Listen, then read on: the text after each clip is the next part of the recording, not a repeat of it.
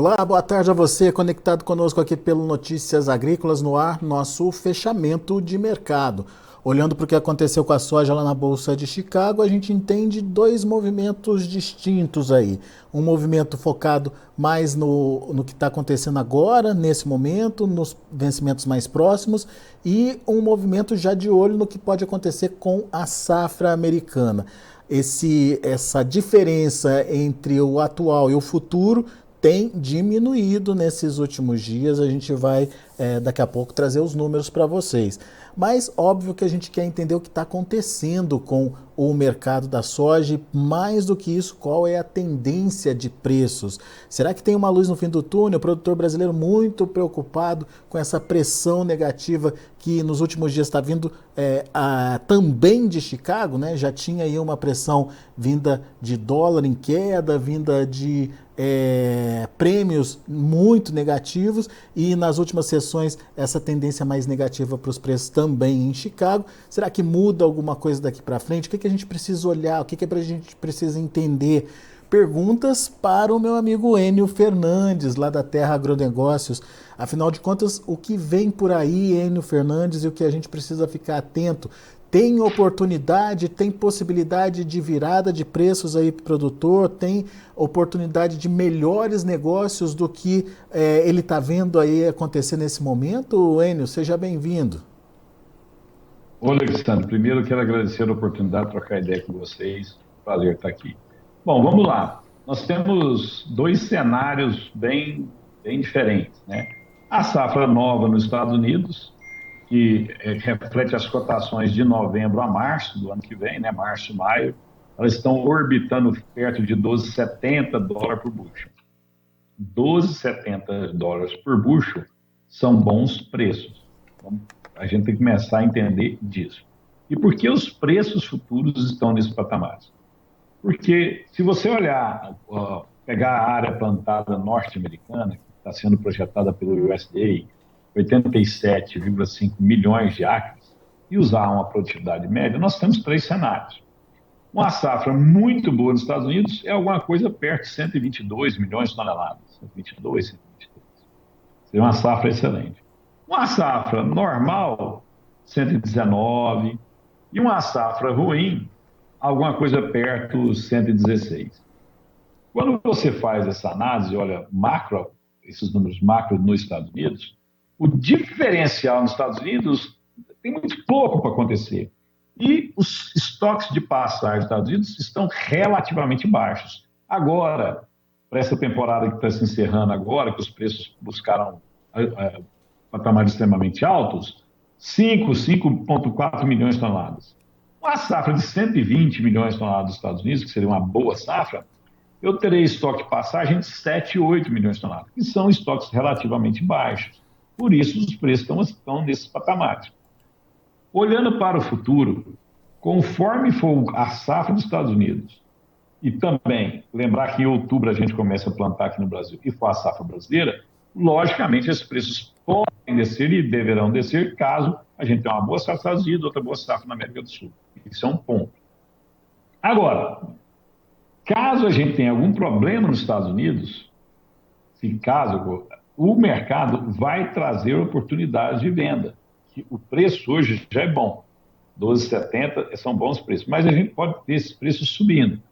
Essas altas precisam ser capturadas pelos produtores para proteger o próximo custo do ano que vem, para não cair em alguns equívocos que aconteceram esse ano. Então, olhando para o futuro, você tem seu custo, você tem sua produtividade média, é bom você ir protegendo sua safra conforme o mercado vai te dando oportunidade. Em momentos de alta, ou de Chicago, ou de dólar, dependendo da qual moeda que você opera, você pode proteger. Você pode fazer put, você pode fazer call, você pode fazer contrato a termo, mas você proteger sua safra futura. Esse é um cenário da safra futura que vai ser determinada pelo clima. Olhando na safra velha, alguns pontos são importantes. Esse contrato maio, ele é mais especulativo, são mais players e fundos que estão operando nele. Quem opera com grão físico, necessita do grão físico, já está operando no julho. Mesmo assim, se você pegar a diferença do maio de 2023 para o julho de 2023, nós estamos falando a diferença aqui de 20 cents, 22 cents. É uma diferença curta. Você vai lembrar que essa diferença era muito ampla, ela era muito alta. Por quê? Porque nós estamos entregando uma boa safra no Brasil, os preços, os spreads no Brasil negativos estão muito, muito fortes. Hoje nós somos, sério, nós estamos quase que doando soja, nós estamos vendendo soja 200 pontos, 150 pontos abaixo de Chicago, né? Então é um desconto muito forte. Raríssimas vezes na história isso aconteceu. Eu, na minha experiência de vida, só lembro isso uma vez sem ser nessa, então essa seria a segunda. Dito isso, o que vai determinar os preços dessa safra antiga? Muita gente discutindo sobre demanda, sobre fluxo. Na verdade, de novo, é o clima. Eu vou explicar meu ponto de vista. Eu sou um demandador de soja, eu preciso comprar soja. Eu estou vendo a soja brasileira extremamente barata. E ela está barata base na necessidade agora, não na necessidade futura. Então eu vou comprar essa soja para atender somente a minha necessidade. Eu não vou querer carregar estoques de soja que não me dê, que não seja barata, que lá na frente eu possa ter uma soja mais barata. Só que, caso a gente tenha sinalizações ou problemas na safra americana, esse demandador que está comprando o mínimo necessário para não inflar os preços, para não fazer esses preços subir, Alexandre, ele vendo o risco lá na frente, ele vai acelerar essas compras para garantir o volume. Para garantir o volume. Porque se eu tiver sinalizações de problemas de produção nos Estados Unidos lá na frente, a origem americana, os produtores americanos, com medo de não ter o grão, diminuem as vendas. Os demandadores, na necessidade de buscarem o grão, aceleram as vendas. Isso você diminui o spread. E lembra, os Estados Unidos está plantando agora. Está plantando agora. Então tem muita coisa para acontecer. Em condições de temperatura e pressão normais, olhando o histórico, é difícil quebrar a safra americana em grandes percentuais. Tivemos isso em 2016, tivemos isso em outros anos. Mas quebras são pontuais, 5%, 6%, não mais do que isso. Agora, pode ocorrer. Então, quem vai determinar o comportamento dos preços, tanto dessa safra atual, como da safra futura, primeiro é o câmbio.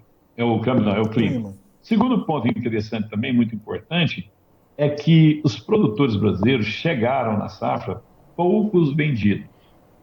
E aí, devido à necessidade de caixa, eles entraram fortemente na venda. E eu tive uma tempestade perfeita. Chuva na colheita, dificultando sair o grão. Chuva nos portos, dificultando a performance desses portos.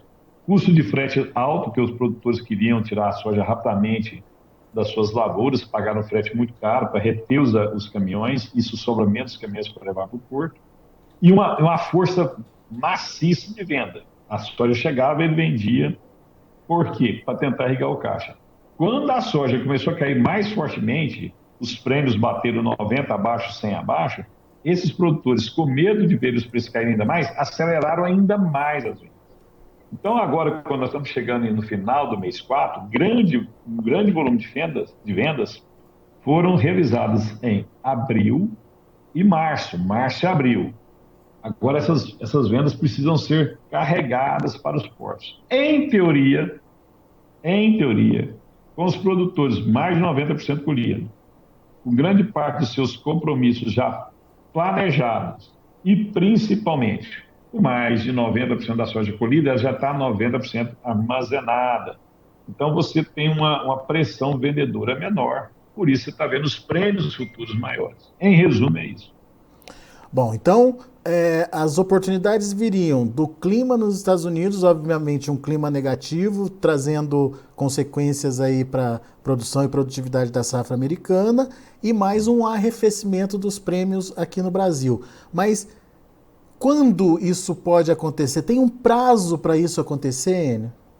Sim, então vamos pensar o seguinte: por que a maioria da soja brasileira é plantada entre outubro e novembro? Porque aquele é o momento ideal de semeadura. Na maioria das regiões, aquele momento é o ideal, na maioria das regiões o clima é bom historicamente naquele período. Nós estamos vivendo exatamente esse período nos Estados Unidos. Em teoria, o mês maio e junho são os meses ideais de plantio. Se eu planto uma soja, ela vai começar a florar lá nos Estados Unidos, dependendo da variedade, uns 50 dias, 60 dias, 45 dias, por ali. Então, algumas vão florar, vão encher grãos, vão começar a soltar vagens nesse período.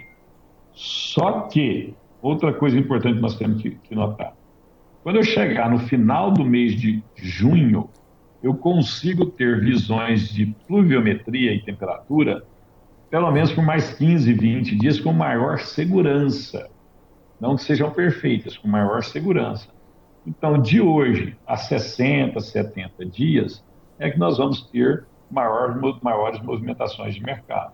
Logicamente que nesse período do adentrar o maio, até o dia 20 de maio, é pouco provável que você tenha ralis em Chicago, porque é um momento ideal de você fazer a semeadura. Alguns podem falar, não, nós estamos com temperaturas muito frias em Iowa, Indiana, Wisconsin, North Dakota, Minnesota. Estão, mas a tendência é essas temperaturas irem se elevando.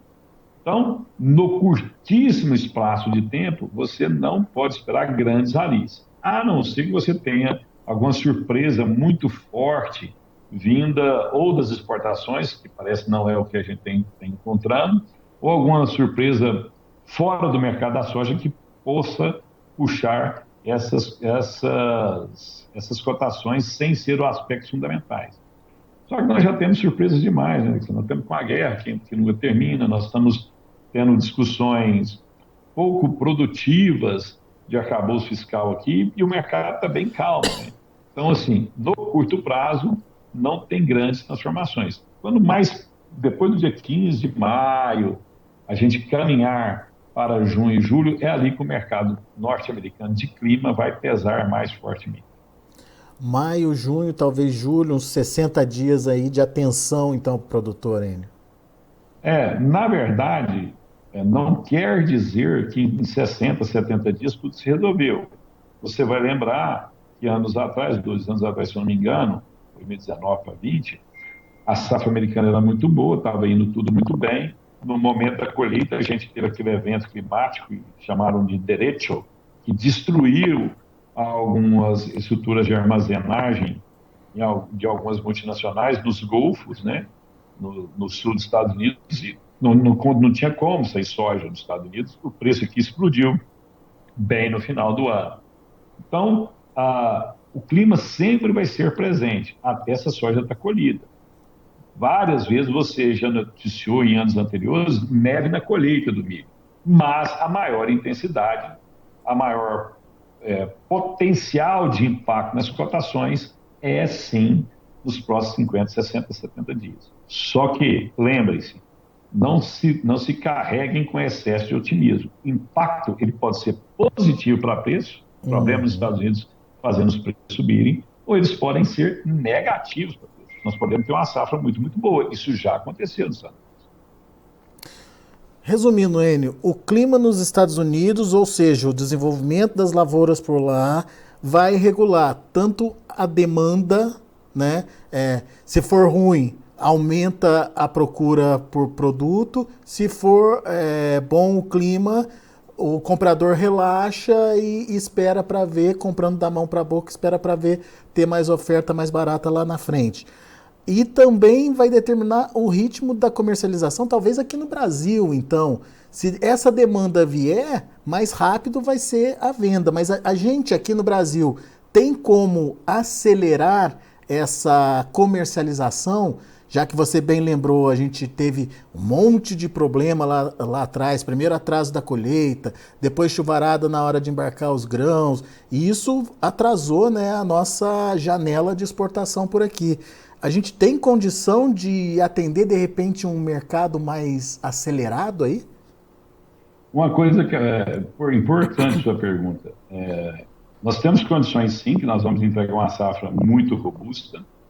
E cuidado com as informações que o produtor recebe. Vou te dar um exemplo.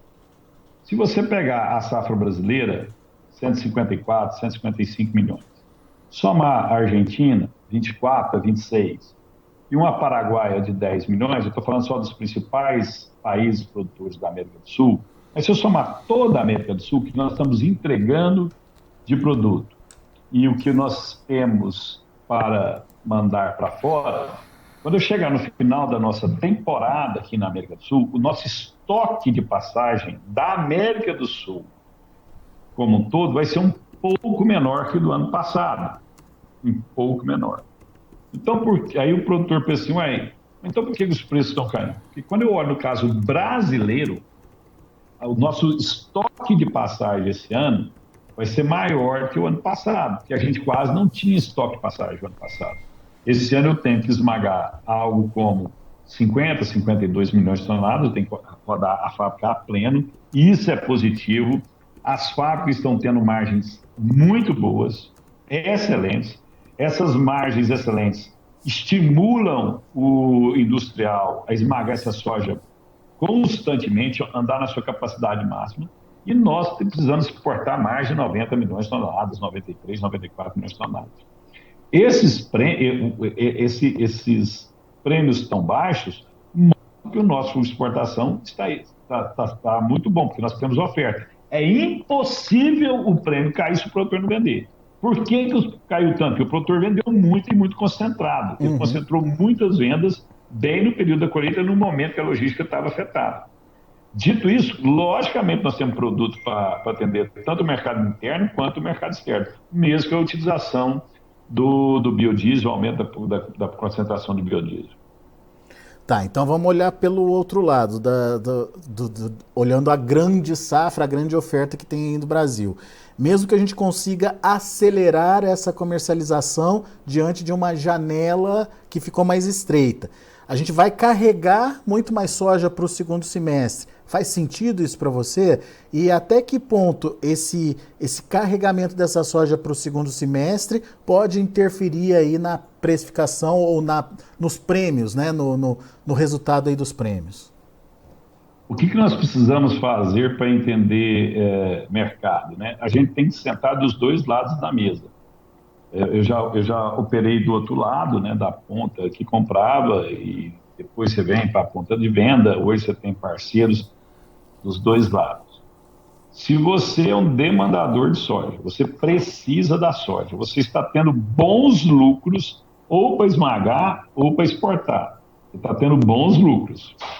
E você tem uma oferta segura de soja lá fora, o que você vai fazer?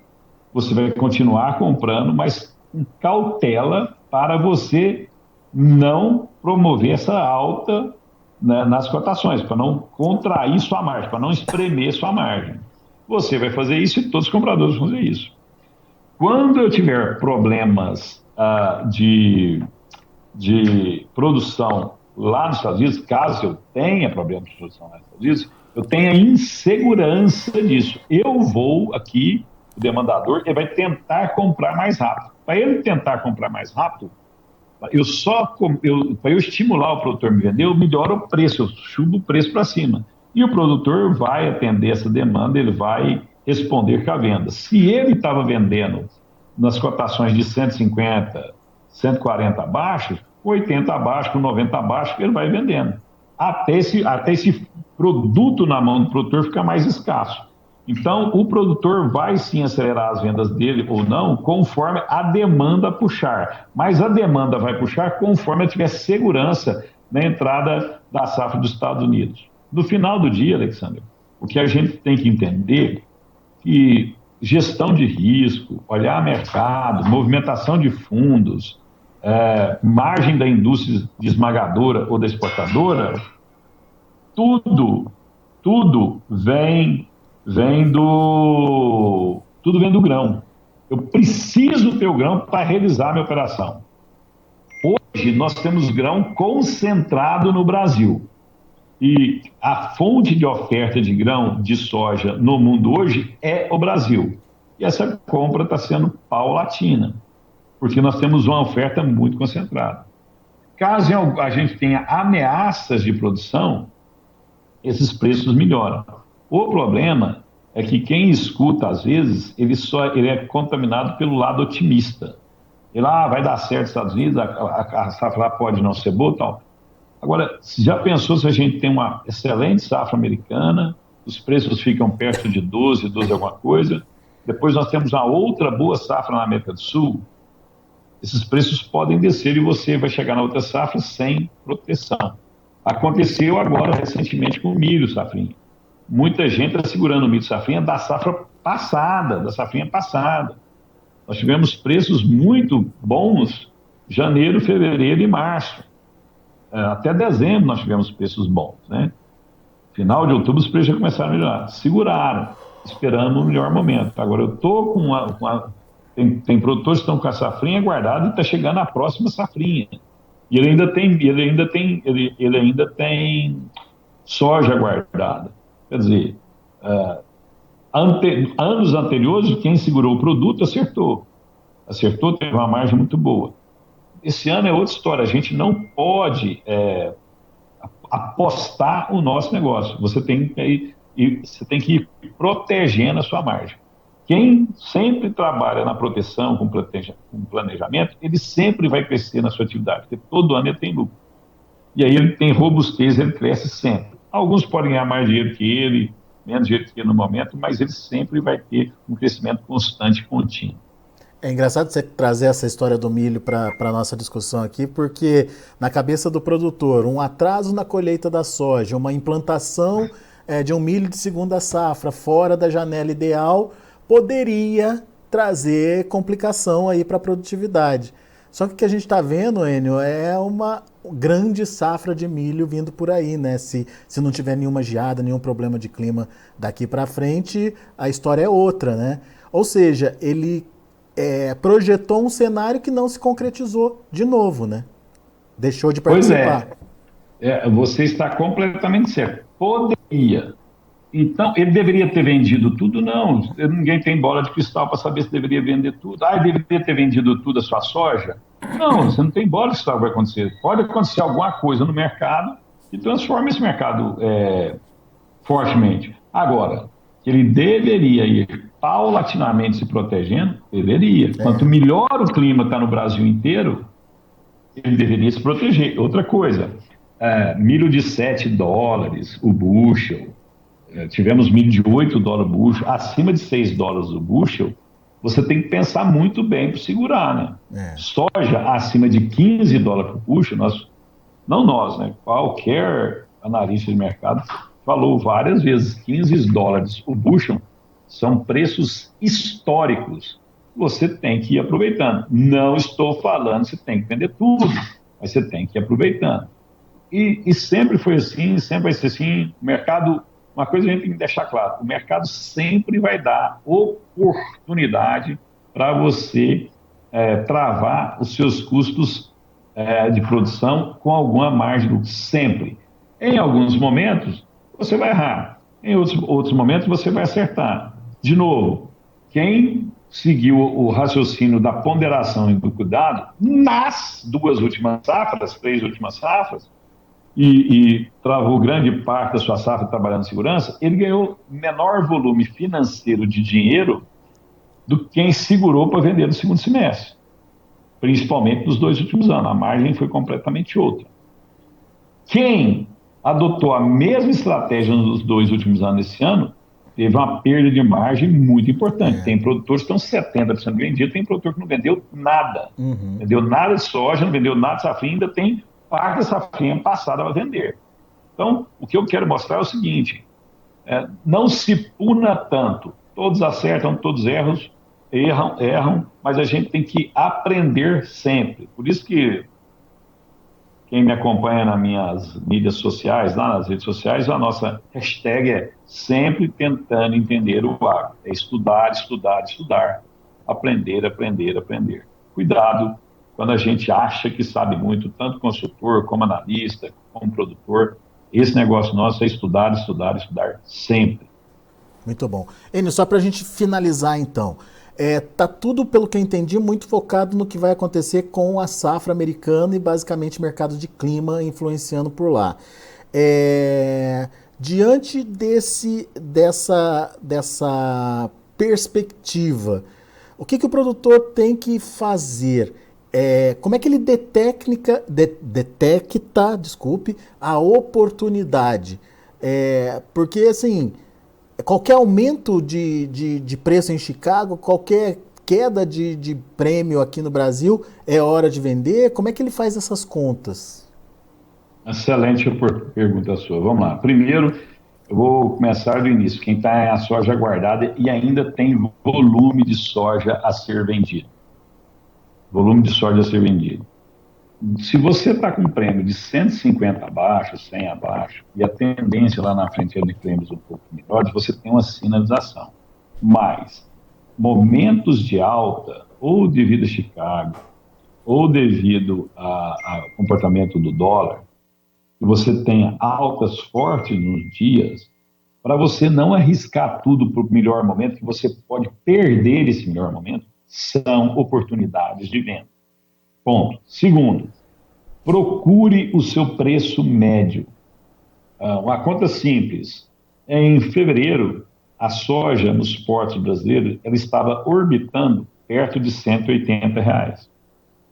Agora, ela está perto de 142, R$ 145. Se eu fizer um preço médio, você vai ter um preço perto de 160, 150 e poucos reais. Então, quem vendeu metade da safra, ele deve ter um preço médio acima de 140, 150, que não é um preço ruim. Quem não vendeu nada ainda, não tem nada para vender. Esses ralis de preço, ele precisa aproveitar mais do que quem já vendeu parte da sua safra. Então, depende de primeiro, quanto ao seu perfil de comercialização. Segundo, que região você está? Você está numa região que é meramente exportadora ou não? Vou te dar um exemplo. Se você está no Tocantins, Maranhão, Bahia, a janela de comercialização sua é completamente diferente se você está Paraná, Rio Grande do Sul, Sudoeste Goiano, interior de São Paulo, porque essa pessoa ela tem tanto a fábrica quanto o porto para realizar. No Tocantins, você não tem poucas essas oportunidades. A sua janela de comercialização é outra. Daqui a pouco as trades estão virando o foco para operar milho. Ela tem milho para operar e soja para operar. Ela vai operar o que der mais lucro a ela. Então, cuidado onde você está. Segundo, qual é o seu preço de carrego? Eu não vendi nada de soja, estou prorrogando custeio, estou prorrogando dívida nas revendas, estou pagando taxa de juros alto. Será que compensa? Devido à sua situação, às vezes é melhor você comercializar essa soja, liquidar esse custo financeiro, que você tem um custo de carregar essa operação, e tentar criar alguma ferramenta para você ganhar nas altas dessas variações de Chicago. Então, é a mesma soja, é o mesmo produtor, com realidades diferentes. Se você está no sul de Goiás, você tem um perfil de comercialização. Se está bem no norte de Goiás, você tem outro. Se você está em Rondonópolis, você tem um perfil de comercialização. Se você está em uma região de logística mais complicada no Mato Grosso, você tem outro. Safra nova. Safra nova, o que a gente deve ter aprendido nesse momento? Qual é o meu custo? Achou seu custo, estimou seu custo. Qual que é a minha produtividade média dos últimos 5 anos? E quando você pega uma média de 5 anos, você está trabalhando com uma certa segurança. Então, você tem a sua produtividade média, você tem o seu custo, você acha o seu break-even, qual o seu preço que daquilo para frente você tem margem. É saudável quando você tiver margem na sua operação que pague todos os seus custos e dê resultado financeiro líquido, você comercializar. Você pode não fazer o melhor negócio do ano, mas você vai ganhar rentabilidade na próxima temporada, o que vai te dar fôlego para você plantar outra temporada, o que vai te dar fôlego para você plantar outra. Você está sustentável no negócio. E garanto, o mercado sempre dá oportunidade para você travar margem na sua operação. Muito bom. O Enio, tem uma pergunta aqui que de alguma forma a gente já respondeu, mas enfim, como o João lá de Bela Vista do Paraíso mandou para a gente, eu vou refazê-la para você. Você acredita em soja tendo alta após 30/4? Nós sabemos que os compromissos de agricultores vencem nesse dia, e que sempre nessa época do ano a soja é baixista. Mas você acredita que poderia ter algo que alavancasse os preços em curto prazo de tempo? Safra americana, clima nos Estados Unidos. Eu vou responder a pergunta dele usando uma calculadora. Vamos pensar junto aqui. Soja julho 14,14.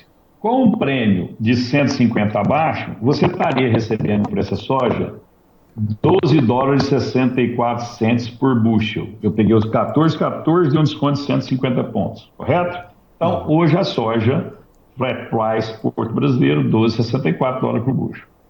Eu vou pegar a soja novembro. Por que eu não vou pegar setembro? Porque quem opera setembro, ele tem um prazo para levar para o porto, um prazo para liquidar essa operação. Então, soja, novembro, 12,66.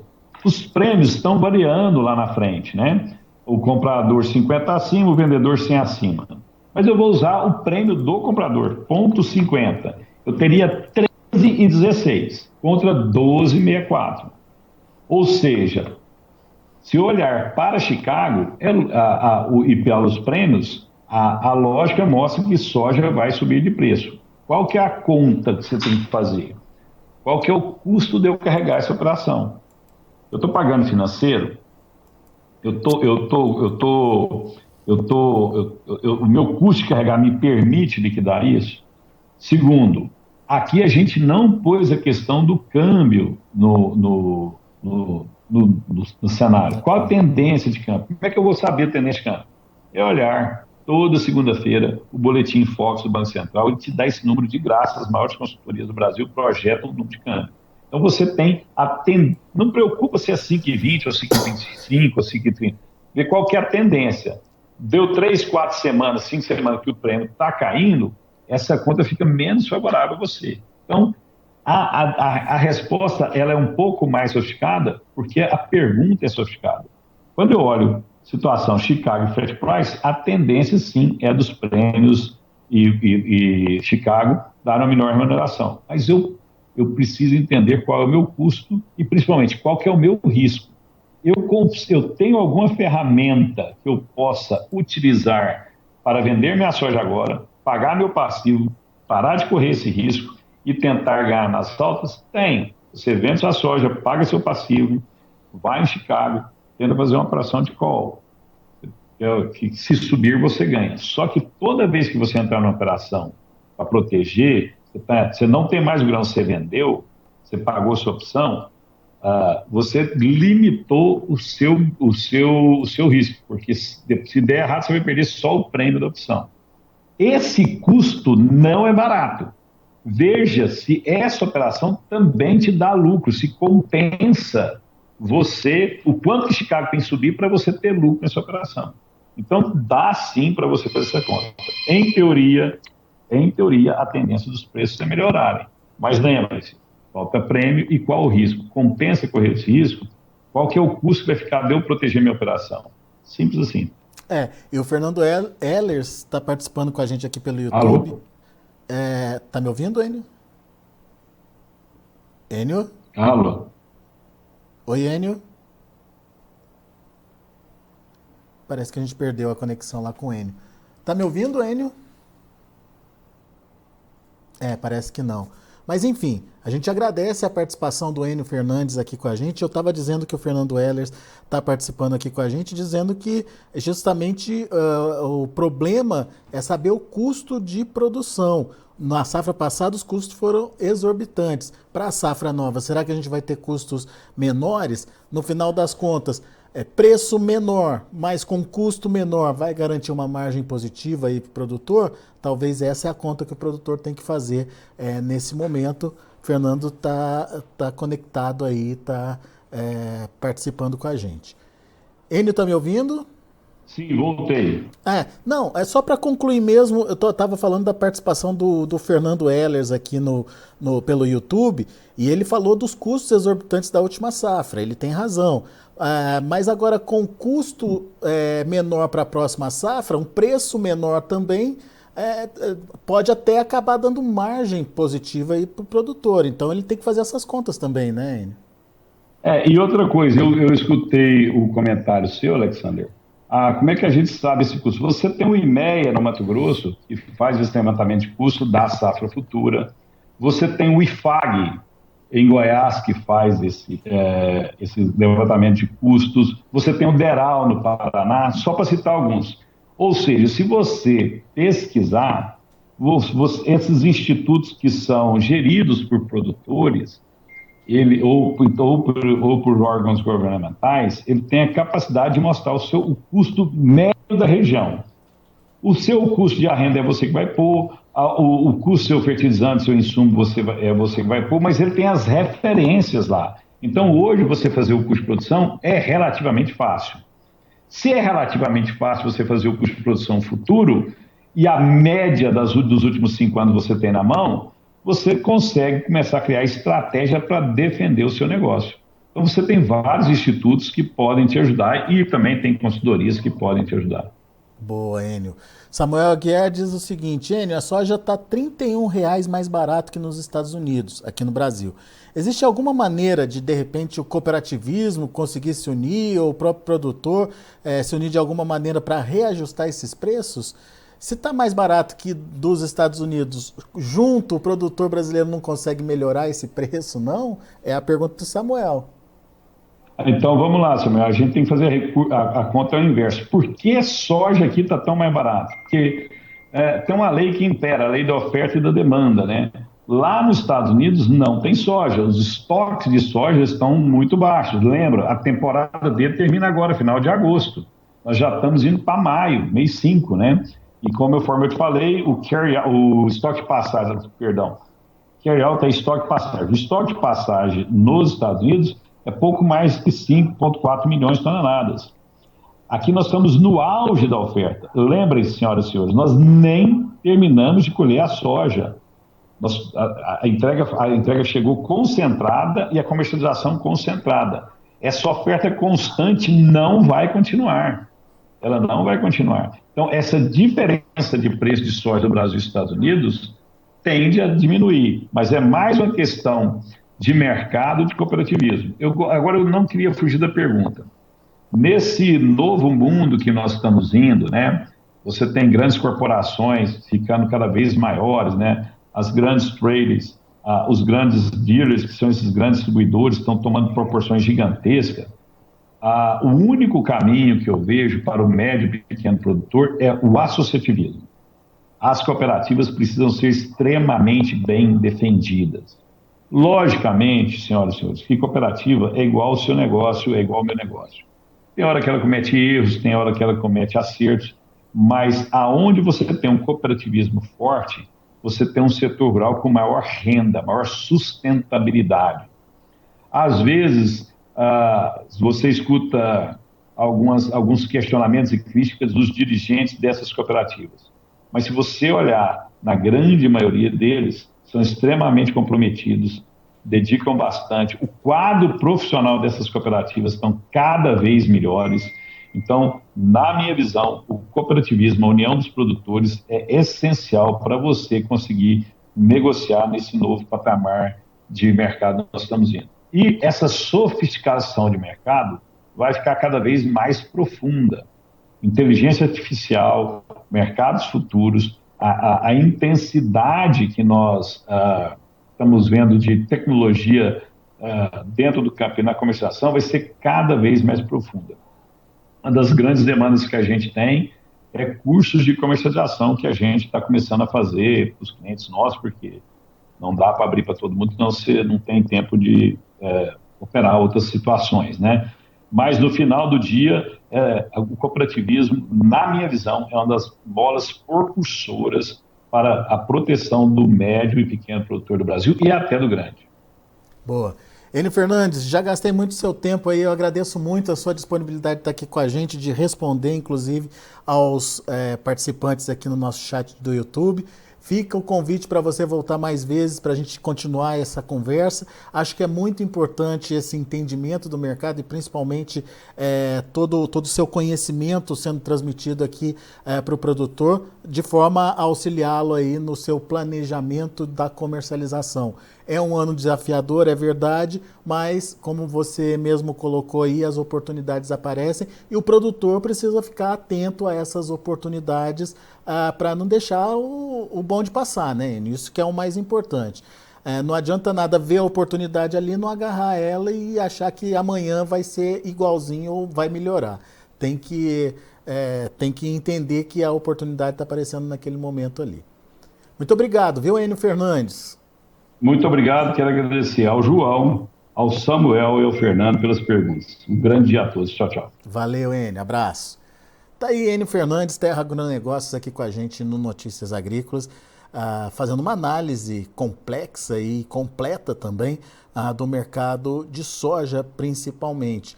O que acontece com os preços, por que os preços estão tão apertados aqui no Brasil, esse cenário de escassez lá nos Estados Unidos não poderia melhorar a situação dos preços em Chicago.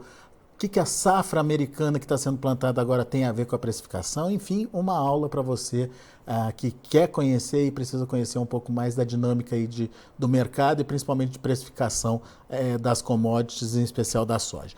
Vamos ver como encerraram as negociações. Você acompanha comigo na tela. A soja para maio fechou a 14,36, teve uma queda de... Desculpem, de 9 pontos mais 25. O julho, 14 dólares e 14 centes por bushel, uma queda de 2 pontos mais 75. Para agosto, 13 dólares e 63 centes por bushel, uma alta de meio pontinho. Aí a transição, na verdade, né, entre safra nova e safra velha acabou ficando aí positiva, aí, pouquinho, 0,5.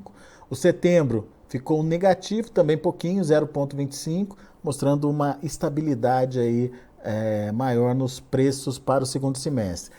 Fechou a 12 dólares e 87 centes por bushel. A gente tem o trigo, aliás, o milho, vamos ver o milho. Milho fechou no vermelho também. Maio, 6,41, 5 de queda. Julho, 6,01, queda de 6,75. Setembro, 5 dólares e 46 centes por bushel, queda de 5 pontos mais 25. E o dezembro, 5 dólares e 43 centes por bushel, queda de 4 pontos mais 75. E para finalizar, temos o trigo. Trigo para maio, 6 dólares e 27 centes por bushel, 11,5 de queda. Para julho, 6,42, 11 de baixa. Para setembro, 6,54, 10,5 de queda. E dezembro, 6 dólares e 71 centes por bushel, queda de 10 pontos mais 25. São os números de hoje de fechamento do mercado. A gente fica por aqui. Agradeço a sua atenção e audiência.